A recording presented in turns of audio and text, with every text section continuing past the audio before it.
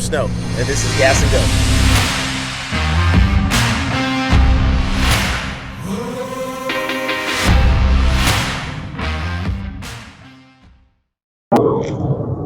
Welcome to Gas and Go with Snow. I am here at Legacy EV, and we just completed a training course. But one of the things that we were talking about in class is the ladies' involvement in the automotive industry. And we got a special treat for you today. So check out what's coming down the alleyway here.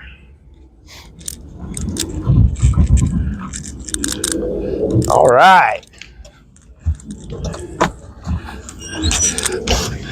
Oh, hello, gentlemen.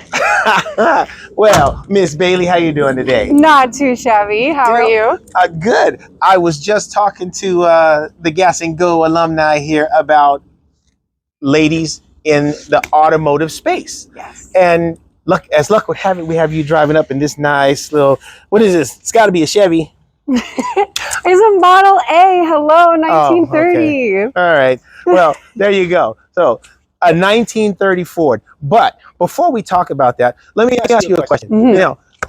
Now that you have some experience in the EV space, how many women do you come across, in as builders, educators, or, just even on the show circuit? I mean, it's definitely growing for sure. Okay. For us here at Legacy, we've had 4 women go through our program so far in the past year, right, which has been really awesome. But going to places like SEMA and Barrett-Jackson, I've seen that there are some really great girl groups that are starting to get the word out there and get technician work, on the minds of young women. Yeah. Well, I know there was one pretty big group. They built that Volvo, and that went. It was in the show at Barrett-Jackson. So there's definitely more involvement from not just automotive though, but because the EV stuff is so, well, we'll just say cutting edge. Now it's considered STEM. Yeah. Science, technology, was it? Engineering and math. Absolutely. There you go. And all of those particular, facets of education come into play when you're talking about this stuff. So what is this? What kind of running gear do we have here? Tell me about the motor. Okay, you are looking at the Zonic 180 motor. Okay, and so that would be this. Yes, okay, sir. All right. We also have a Torque Trends torque box there, mated to it as well. Yep. So anybody who follows Gas and Go, you've heard the name Mitch over at Torque Trends many times. He makes the torque box. Absolutely. Right here we have a Cascadia motion inverter mated to our Zonic 180 as well. And what exactly does this inverter do? Well, that is going to basically rectify between AC and DC from your AC motor to your DC high voltage. Okay. All right. So basically this takes in 400 volts DC and it makes the power for whatever turns the motor. Yes, sir. Okay. I like it. And then what's this little gizmo here on the side of the torque box? It's a great question. That's a park lock.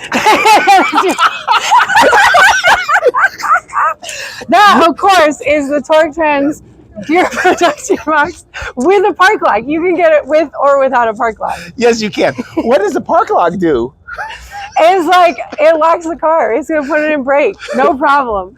Now, that is a good point, though. Seriously, EVs, right, they don't have, like the transmission has a gear, and once it's locked, then, the car won't move. But an EV is not like that. An EV will just roll freely and the motor will turn. So the park lock actually engages a gear here and it locks the gear so that it can't turn. So that's the equivalent of your parking brake. Yeah. What I want to show you is actually in the back seat. We had to take out the back seat to fit it back there. But this is Felton's new 55 kilowatt battery pack. So with this, we're running about, I want to say 180 kilowatts of power, which is about 240 horsepower. All right. Well, now I'm looking here. I see a lot of connections here.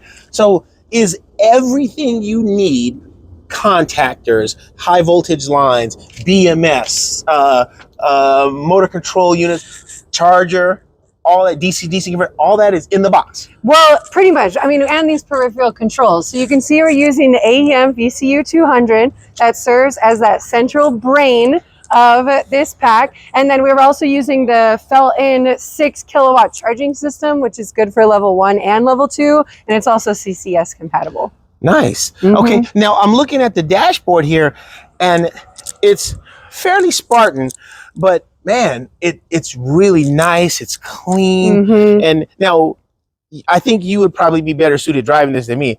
I probably couldn't see out of the windshield because I'm too tall. Yeah. How is it driving this thing? No, actually, it does really well on high speeds. We were surprised. Like, you'd think it'd be a good slow cruiser, but it actually performs really well at high speeds. We get probably around 150 miles of range, too. Well, I think we see how this thing performs at high speed. We better go check it out. Hey, I'll see you guys next time on Gas and Go with Snow.